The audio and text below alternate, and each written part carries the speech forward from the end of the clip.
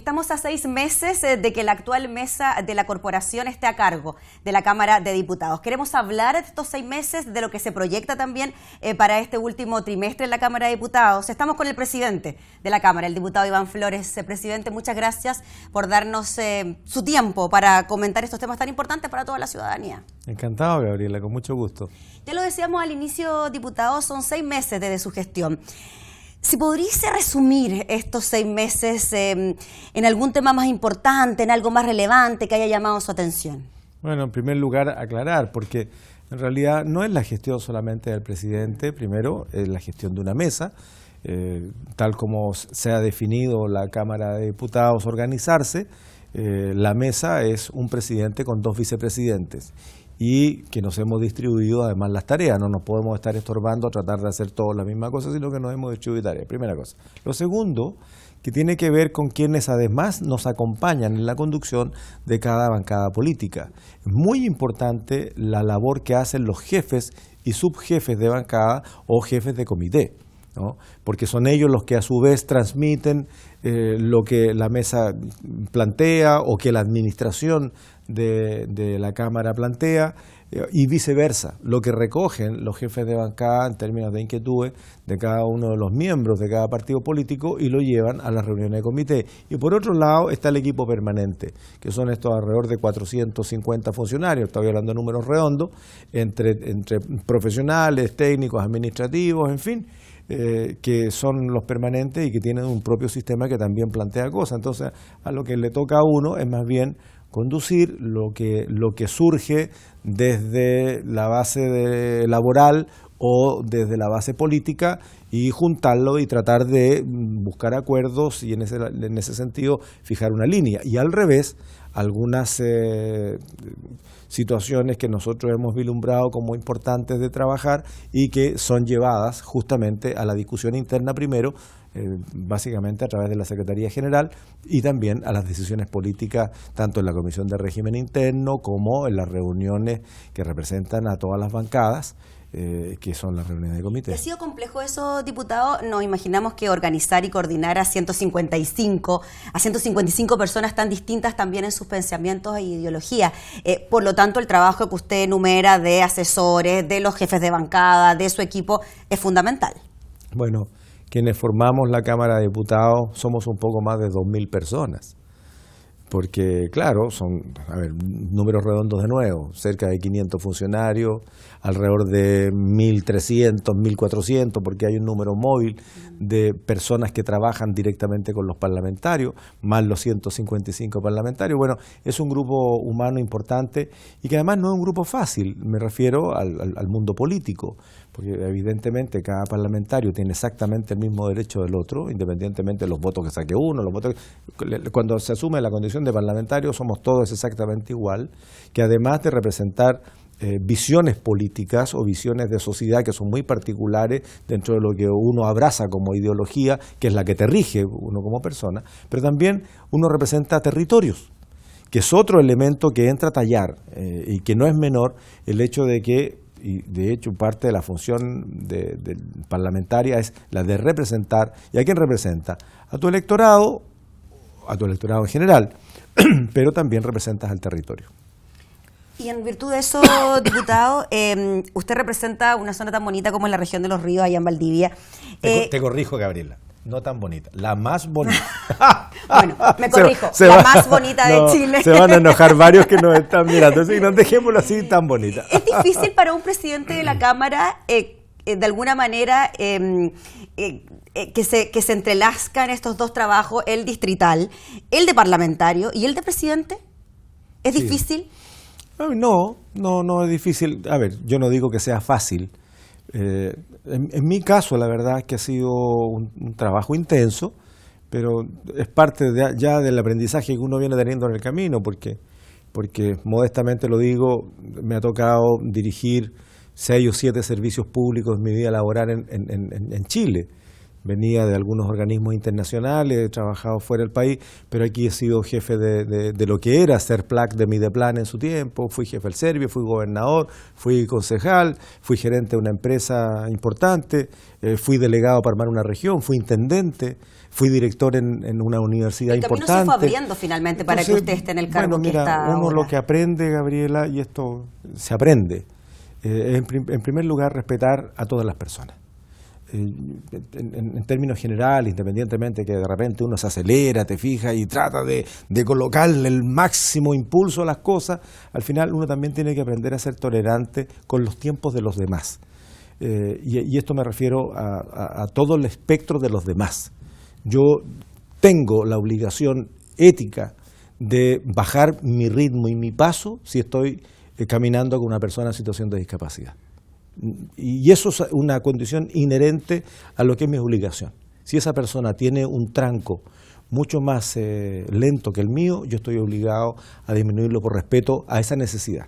Esto te lo grafico como un ejemplo a lo que ocurre en el resto de las cosas. Entonces, bueno, los tiempos de uno que pudieran ser de pronto muy acelerados, yo en lo general, mi vida ha sido muy acelerada, duermo poco, fíjate, todos los días yo duermo entre 4 horas y media, no duermo más que eso, me complica, me estorba, pero también tengo que entender lo que son los tiempos de los demás. Entonces, bueno, yo diría que una de las principales, tal vez, cualidades que uno pudiera perseguir, no digo que las he logrado, sea la de ver cómo compaginamos esa necesidad de avanzar con los tiempos de los demás, los tiempos de la comprensión, los tiempos de la maduración de las ideas, los tiempos de otras necesidades que tienen otras personas. Las necesidades mías no tienen por qué ser las de los demás. Entonces todo eso al final se transforma en una suerte de búsqueda de cuál es el mecanismo más adecuado para convencer a los demás que transitemos en lo que uno tiene como visión. Yo he tenido que corregir muchas ideas personales, te fijas, en mi vida, porque los demás me han demostrado que las de otros son mejores, o aunque las ideas de uno sean mejores, al final uno tiene que buscar un acuerdo, te fijas, tiene que buscar la viabilidad de esas ideas para poder concretarlas, porque al final de cuentas uno puede, 5 ideas por minuto uno puede lanzar, pero lo importante es generar los cambios, y los cambios se generan cuando uno concreta esas ideas. Entonces, no es fácil conducir, yo creo que esto es una de las instituciones complejas de conducir. Si uno quisiera navegar nomás, también lo puede hacer, pero yo creo que no hay ningún presidente o presidenta de la Cámara de Diputados que no haya intentado avanzar en lo que significa, primero, los procesos administrativos, la capacidad de ejecutar más rápido tu tarea, o sea, en este término de cómo aceleras el tranco legislativo. Y en esa línea, modernizar el trabajo del Congreso ha sido también una de sus preocupaciones principales. Lo hemos escuchado hablar de ese tema, de hay que agilizar la labor legislativa, que se necesita una modernización. Sí, bueno, qué duda cabe, y todas las instituciones no tienen por qué ser estancos e iguales para toda la vida. El mundo gira cada vez más rápido porque las tecnologías cambian, la forma en que los ciudadanos ven a las instituciones también. El país, que al final de cuentas, el Estado, al final de cuentas, es un territorio con gente adentro que tiene aspiraciones que van cambiando, tiene necesidades que van cambiando y escenarios que son cambiantes. ¿Quién diría, por ejemplo, hace, 50 años atrás, que se nos está desertificando el norte chico derechamente, ya no es periodo seco?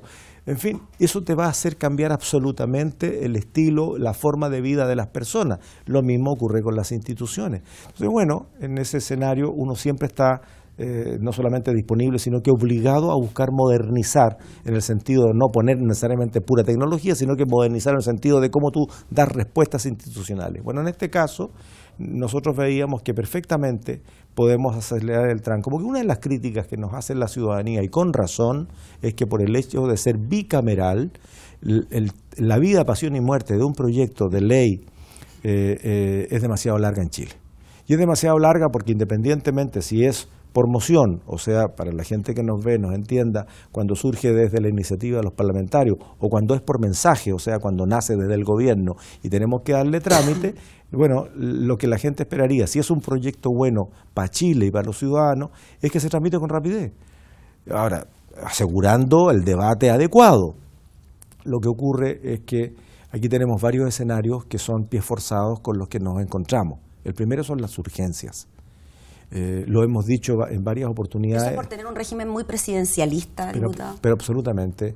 La Constitución del 80 hoy día nos colocó en un plano que no lo había tenido Chile, este Chile republicano, este Chile democrático, como lo tenemos ahora. Y esto ocurre porque, entre otras cosas, desde la Constitución del 25 hasta el 11 de septiembre del 73, las urgencias las colocaba el Poder Legislativo. Las colocaba el Poder Legislativo de acuerdo a los proyectos que el propio Poder Legislativo estaba tramitando, sea que se iniciaban desde el gobierno o sea que se iniciaban desde el propio Parlamento. El propio Parlamento decía, mira, este proyecto primero, después no sé qué, no sé cuánto, lo vamos a apurar. Hoy día no.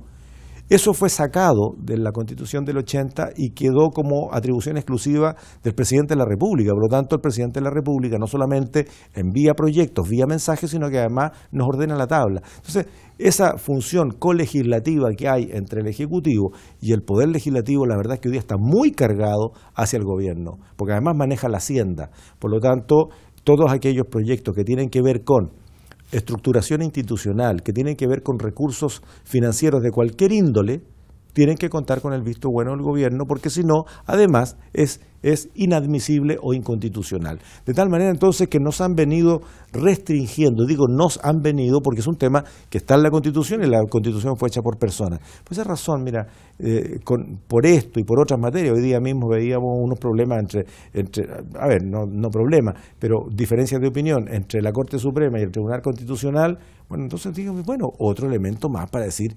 llegó el momento de que una constitución inconsulta por cualquier motivo, algunos le pondremos el ingrediente político, pero hay un hecho de la causa que fue una constitución que la hicieron un grupo de personas y que no fue validada por la comunidad nacional. O sea, es un principio democrático fundamental, elemental, independientemente de qué sistema de gobierno haya habido, si fue en dictadura o bueno, en este caso fue en dictadura, pero en todo caso yo creo que ya llegó el momento en que le demos una vuelta a cuál es la constitución que nosotros los chilenos y chilenas necesitamos y queremos. Diputado, en virtud de la relación que se ha ido generando durante este año entre el Ejecutivo y el Legislativo, quizás ha habido concordancia en un punto y en el que hay concordancia más o menos generalizada también en el país, en el mundo, que tiene que ver con el cambio climático, con la emergencia que se está llevando a nivel país. Y lo quería llevar a eso porque también lo hemos visto a usted muy preocupado de ese tema. Se presentó este proyecto de resolución que solicita al presidente de la República decretar emergencia climática en el país. Estamos a puertas de una COP25 como sede de una cumbre de vital importancia para el cuidado del medio ambiente.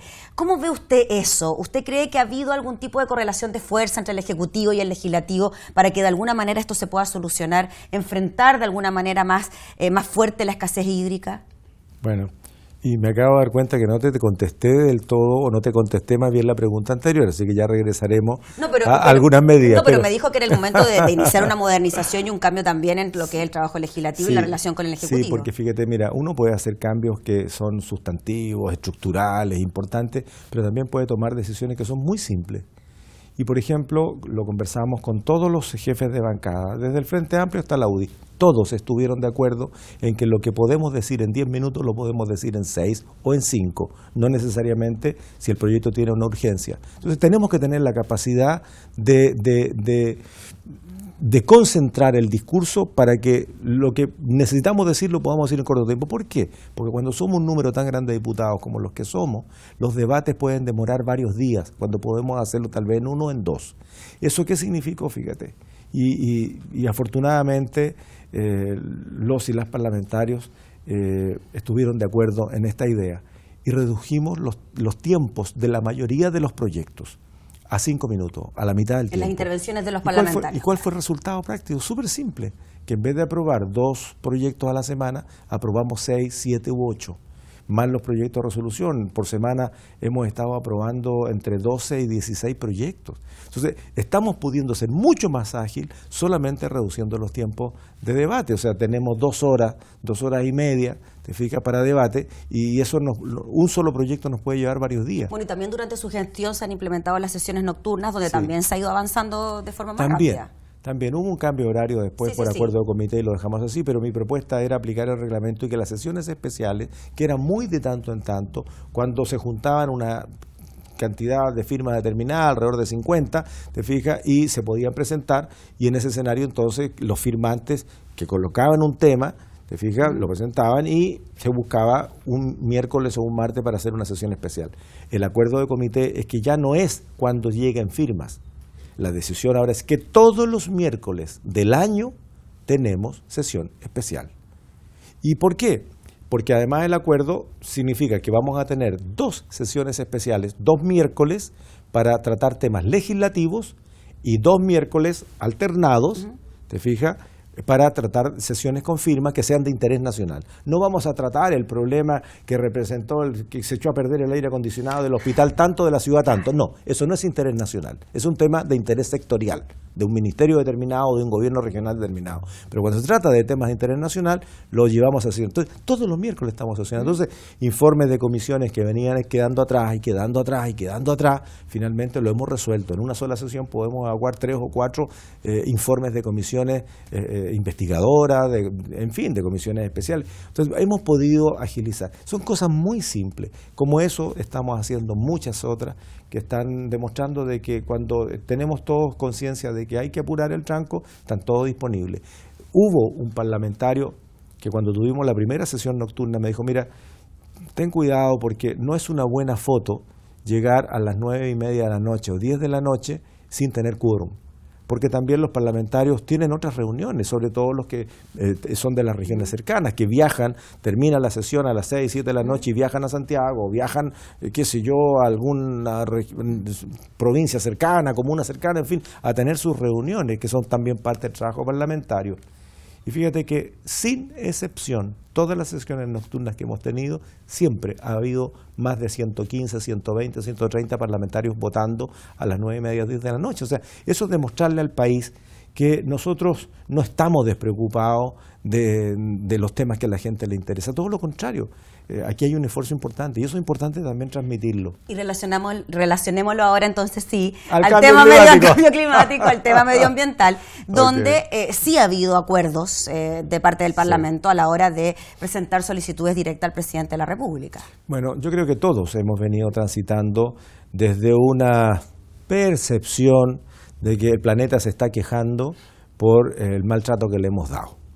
Habemos algunos que llevamos años en esto, y yo lo puedo decir con conocimiento de causa porque mucho antes de ser parlamentario, incluso por una sensibilidad propia, yo vivo en el campo, de tal manera que uno empieza a percibir ciertas cosas, pero cuando uno además ha estado en institucionalidades que tienen que ver con el estudio del comportamiento de las especies o de los temas productivos y te das cuenta que algo pasa y tú te empiezas a informar o te informan de que aquí está pasando algo que no es un año seco, que no es un año lluvioso, que no es solamente el fenómeno del niño o la niña que se van alternando, en fin. Que ya no es solo en una zona del país. Claro que esto es más estructural que lo que se venía. Recuerdo hace 20 y tantos años atrás, tal vez 30, cuando se empezó a hablar con alarma de la capa de ozono y después del agujero de ozono, ¿no? Y qué es lo que pasaba con los refrigeradores, en fin, todos estos gases que al final de cuentas lo que hacen es adelgazar la capa de ozono hasta perforarla, que es nuestra barrera protectora de los rayos ultravioleta. Ahí nos empezamos a preocupar, pero después nos olvidamos. Hasta, bueno, candidatos como Al Gore, cuando dicen, no, y empieza a hablar del cambio climático hace 20 y tantos años atrás, la verdad es que varios dijeron que esto es alarmismo y puro, en fin, qué sé yo. En la medida que vamos teniendo datos concretos, lo que aquí hemos podido percibir es de que el planeta definitivamente está teniendo cambios que no son crecientes, lo voy a decir con claridad, no son crecientes, porque el creciente puede ser lineal.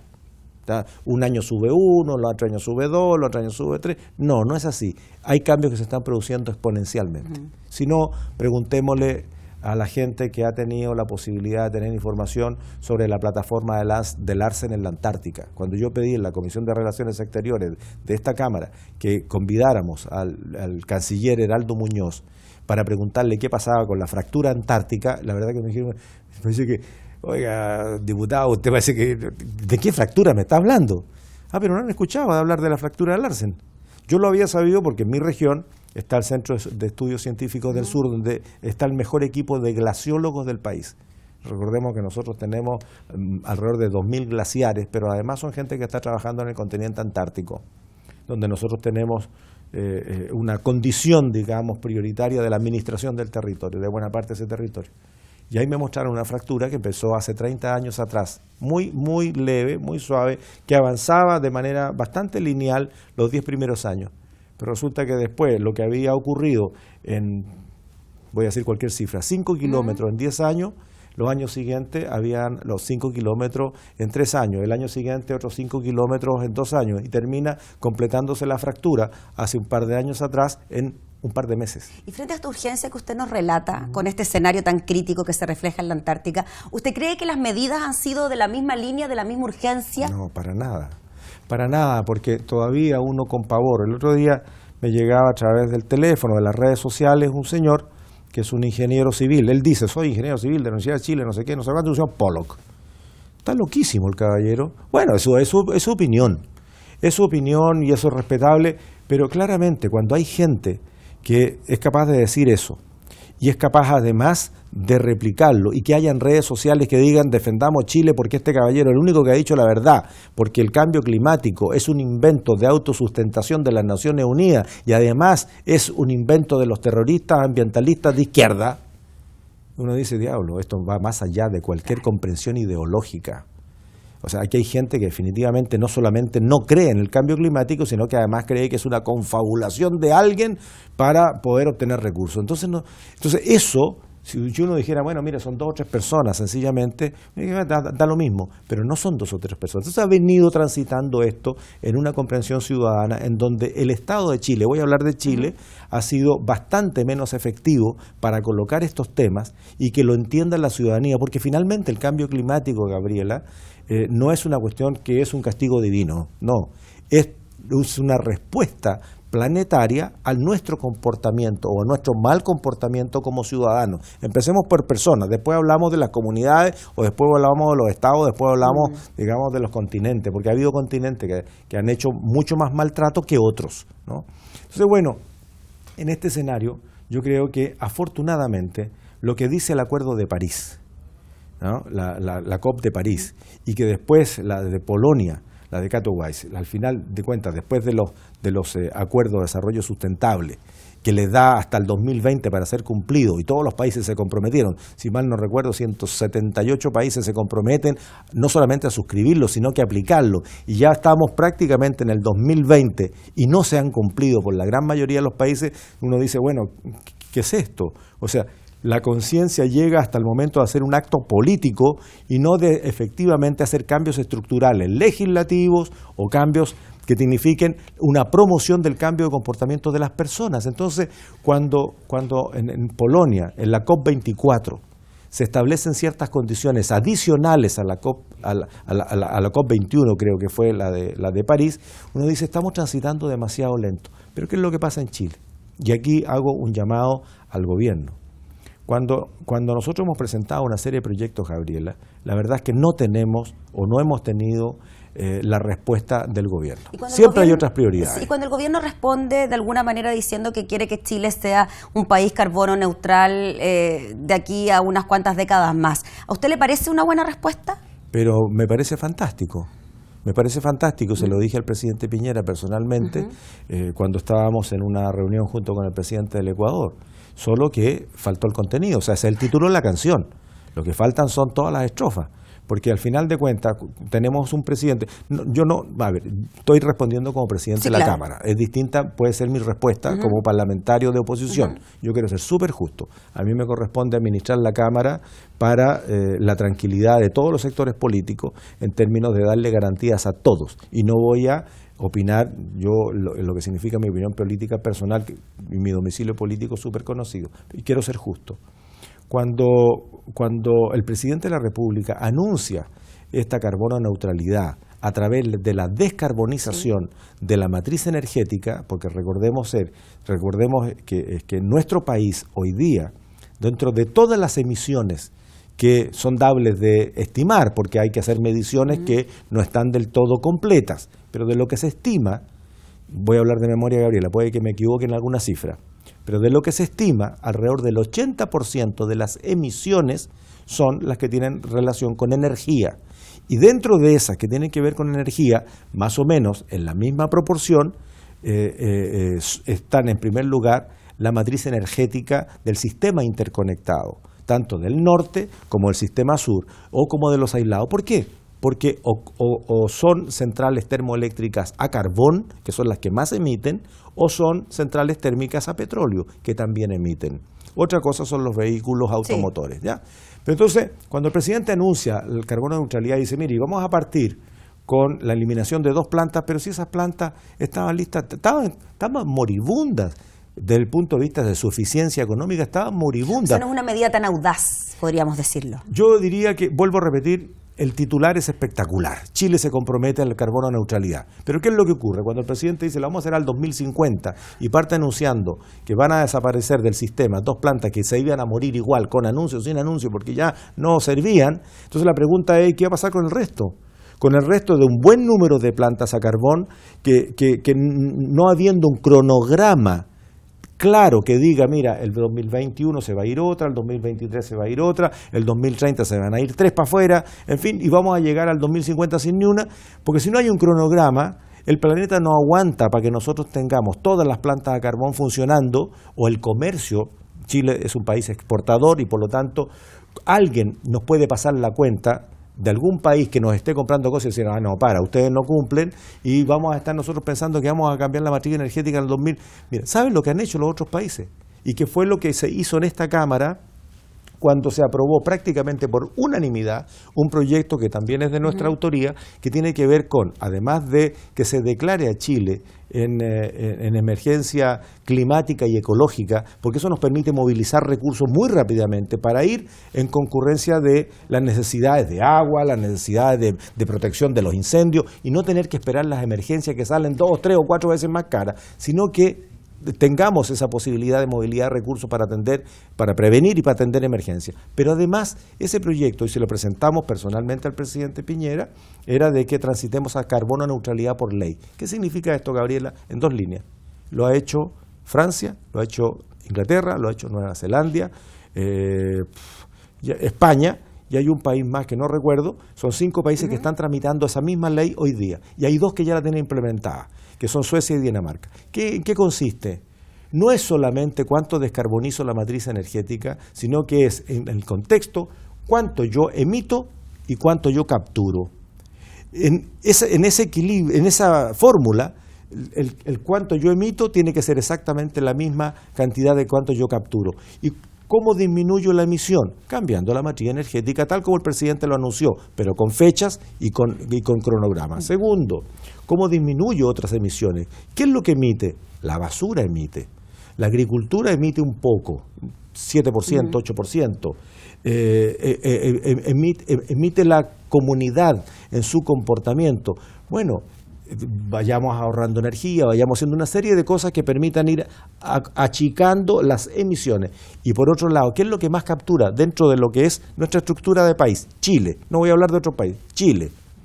Casi el 85% de la captura de carbono lo hacen los bosques y los vegetales en general, porque no solamente son los bosques. Una pradera de buen pasto captura tanto en cubierta verde como lo captura un bosque. Por lo tanto, lo que tenemos que hacer, y se lo dije al presidente ese día, cuando lo conversamos, presidente, está muy bien que usted se preocupe de descarbonizar, pero ¿y si la ley de bosques nativos letra muerta? Trabajaron los parlamentarios de esa época 12, 13, 14 años para sacar una ley de bosque nativo. Llevamos 12 años de una ley que no sirve para nada. Nadie hoy día está mejorando un bosque ni plantando un bosque nativo, que es lo que además defiende el agua, porque esto podemos decir, mira, si tenemos muchas plantaciones y esas plantaciones sí capturan carbono, pero por otro lado consumen más agua.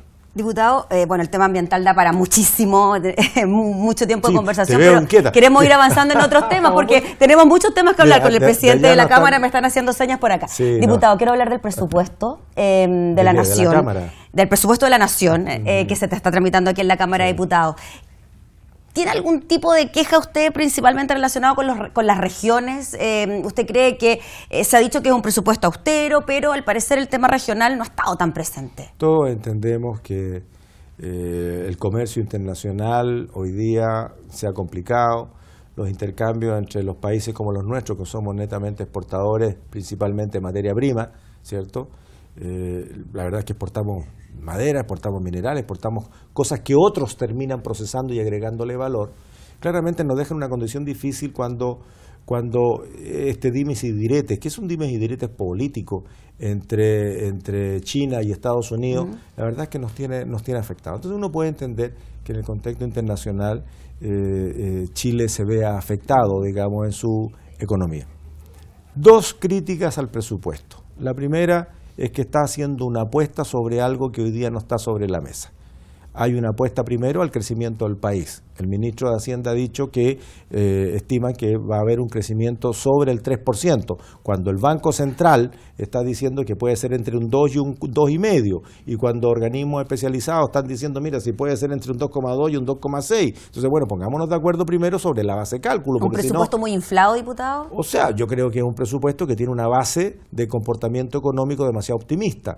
¿Qué es lo que ayudó? El último IMASEC del mes pasado, que efectivamente fue un poquito más de un todos estaban contentos, aplaudiendo el IMASEC. Claro, pero es un mes. Bueno, ojalá sea, pero claramente es una base optimista. Primero, optimismo. Segundo, está considerando la reforma tributaria.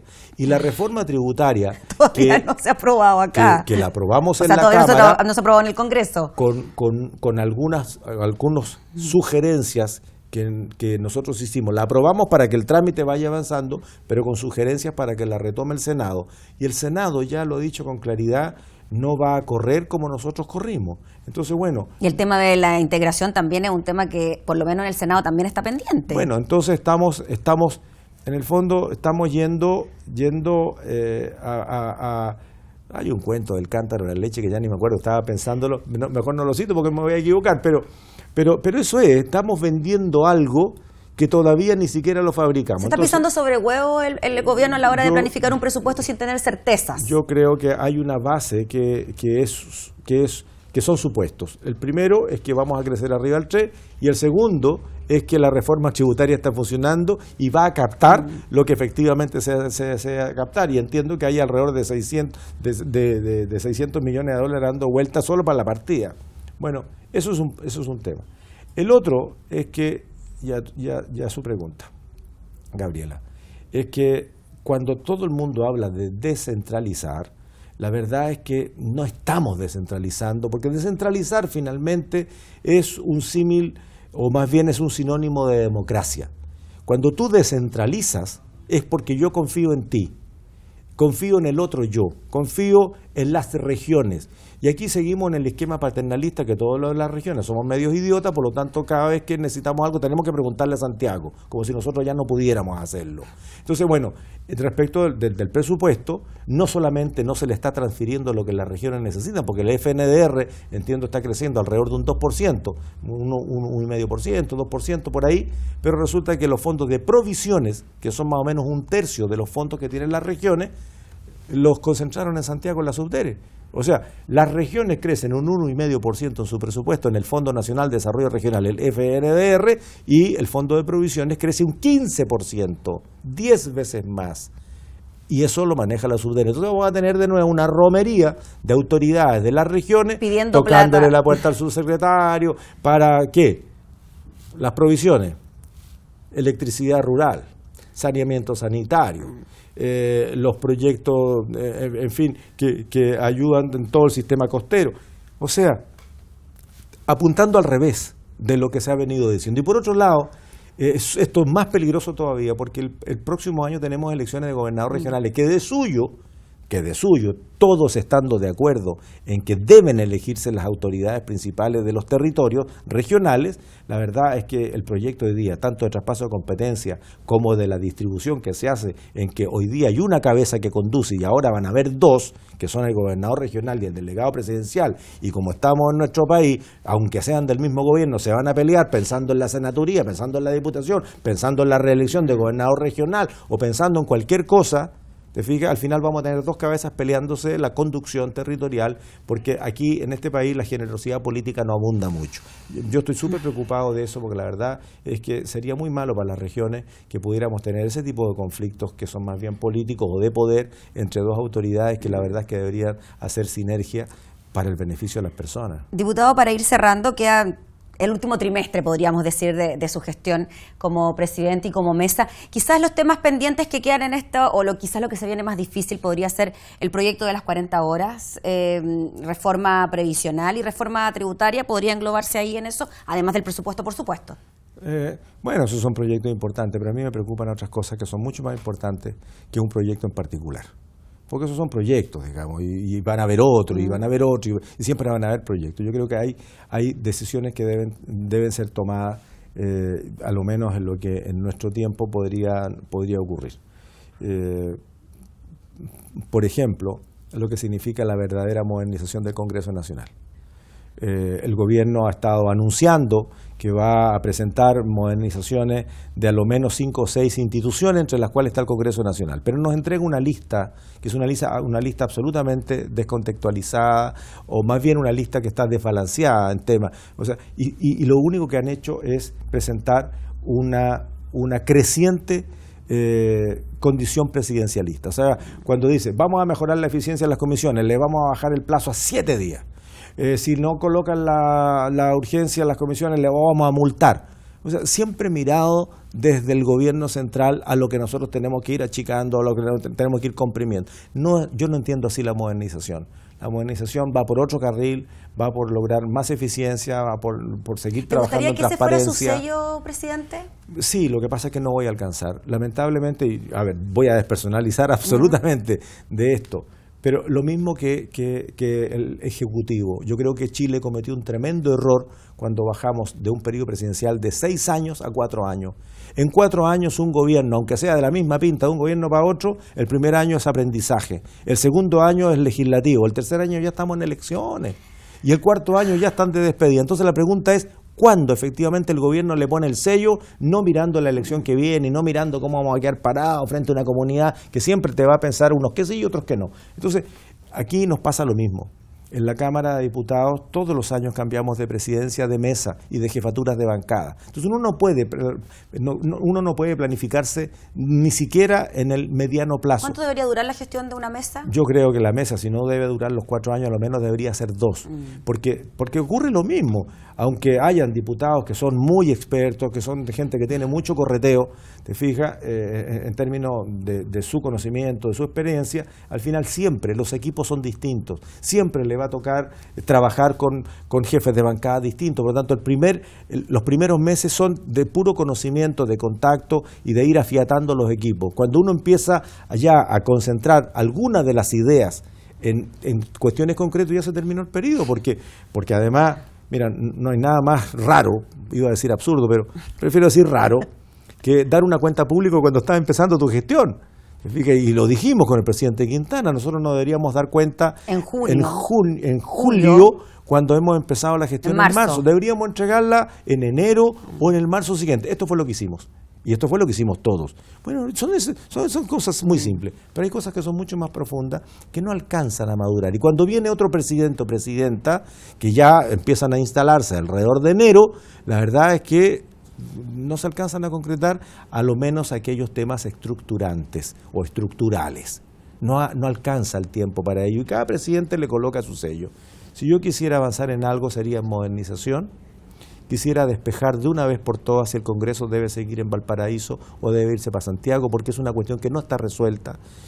Todos sabemos por qué llegó el Congreso aquí. Fue una decisión política de sacar a los políticos del Poder Ejecutivo. ¿Se podrá tomar una decisión en este periodo sobre el futuro del Congreso? Bueno, yo lo he planteado y no como decisión personal. Lo único que yo dije, mire, esa es una discusión que tiene que darse con conocimiento de causa. Después vienen las decisiones políticas, pero lo primero es ver si efectivamente es demasiado caro para Chile que el Congreso esté funcionando en Valparaíso y que pudiera ser más barato en Santiago. Hay que despejarlo con números y en eso estamos. A lo menos lo vamos a dejar presentado. Serán otras autoridades las que tomen esa decisión. Y hay muchos otros temas que hemos comenzado a explorar, pero algunos ojalá que podamos cerrarlos antes que termine nuestra gestión de mesa en marzo, y otros quedarán, ahí colocados sobre la mesa para que lo tomen quienes siguen. Tendremos que conversar de nuevo, presidente, porque nos quedaron un montón de temas pendientes.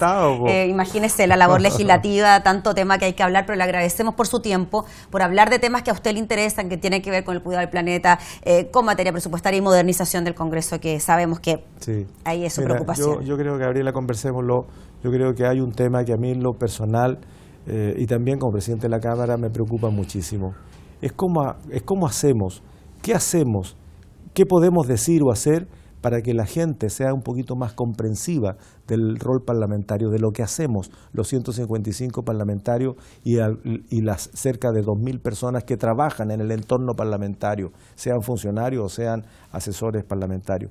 Porque yo creo que eso es importante. Yo no encuentro justo que la comunidad no se valore como aparece en las encuestas, en primer lugar. Y segundo, cómo ser nosotros también institucionalmente más comprensivos con la propia comunidad que tiene sentires que de pronto no los recogemos. ¿Cómo juntamos las dos cosas? Ser más comprensivos y ser más comprendidos. Y en ese escenario yo creo que tenemos mucho que hacer para que podamos tener una valoración distinta por parte de la comunidad.